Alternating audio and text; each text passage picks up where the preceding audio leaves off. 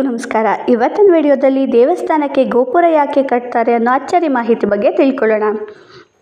ನಾವು ದೇವಸ್ಥಾನಕ್ಕೆ ಹೋದಾಗ ಮೊದಲು ನಮ್ಮ ಕಣ್ಣಿಗೆ ಬೀಳೋದು ಎತ್ತರವಾಗಿ ನಿಂತಿರುವ ಗೋಪುರ. ಆದರೆ ದೇವಸ್ಥಾನಗಳಿಗೆ ಗೋಪುರವನ್ನು ಯಾಕೆ ಕಟ್ತಾರೆ ಎಂಬುದನ್ನು ಎಂದಾದರೂ ಯೋಚಿಸಿದ್ದೀರಾ? ಇದರ ಹಿಂದೆ ಕೆಲವು ವಾಸ್ತುಶಿಲ್ಪದ ಕಾರಣವಲ್ಲ, ಆಧ್ಯಾತ್ಮಿಕ ಮತ್ತು ವೈಜ್ಞಾನಿಕ ಕಾರಣಗಳು ಇವೆ. ಪುರಾತನ ಕಾಲದಲ್ಲಿ ಗೋಪುರವು ದೇವಾಲಯದ ಗುರುತಾಗಿತ್ತು.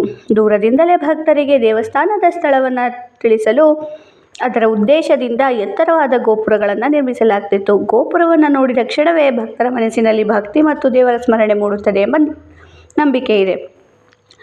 ಆಗಮಶಾಸ್ತ್ರಗಳ ಪ್ರಕಾರ ಗೋಪುರವು ದೇವಾಲಯದ ಪ್ರವೇಶ ದ್ವಾರ ಮಾತ್ರ ಅಲ್ಲ, ಅದು ಭೂಮಿಯ ಮತ್ತು ದೈವಿಕ ಶಕ್ತಿಯ ನಡುವಿನ ಸಂಕೇತ. ಗೋಪುರದ ಮೇಲಿನ ಕಲಶವು ಸಕಾರಾತ್ಮಕ ಶಕ್ತಿಯನ್ನು ಆಕರ್ಷಿಸಿ ದೇವಾಲಯದ ಸುತ್ತಮುತ್ತ ಹರಡುತ್ತದೆ ಎಂಬ ನಂಬಿಕೆ ಇದೆ. ಗೋಪುರಗಳ ಮೇಲೆ ದೇವತೆಗಳು, ಋಷಿಗಳು, ಯಕ್ಷರು, ಪೌರಾಣಿಕ ಘಟನೆಗಳು ಮತ್ತು ಧಾರ್ಮಿಕ ಸಂದೇಶಗಳನ್ನು ಕೆತ್ತಲಾಗುತ್ತದೆ.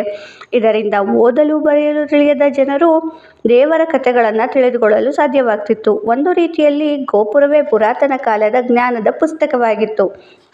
ವಾಸ್ತುಶಾಸ್ತ್ರದ ಪ್ರಕಾರ ಗೋಪುರದ ಎತ್ತರವು ಭಕ್ತರ ಮನಸ್ಸನ್ನು ಮೇಲ್ಮುಖವಾಗಿ ಕೇಂದ್ರೀಕರಿಸಿ ದೇವರ ಕಡೆಗೆ ಆಕರ್ಷಿಸುತ್ತದೆ.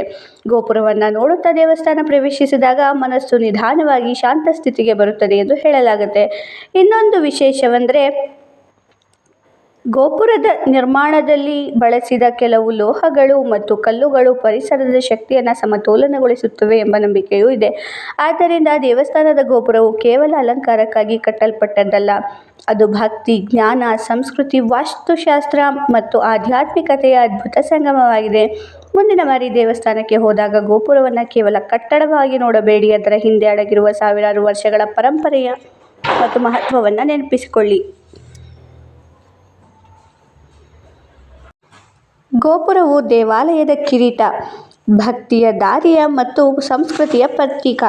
ಧನ್ಯವಾದಗಳು. ವಿಡಿಯೋ ಇಷ್ಟ ಆಯಿತು ಅಂದರೆ ವಿಡಿಯೋನ ಲೈಕ್ ಮಾಡಿ, ಶೇರ್ ಮಾಡಿ, ಸಬ್ಸ್ಕ್ರೈಬ್ ಮಾಡಿ. Thank you for watching.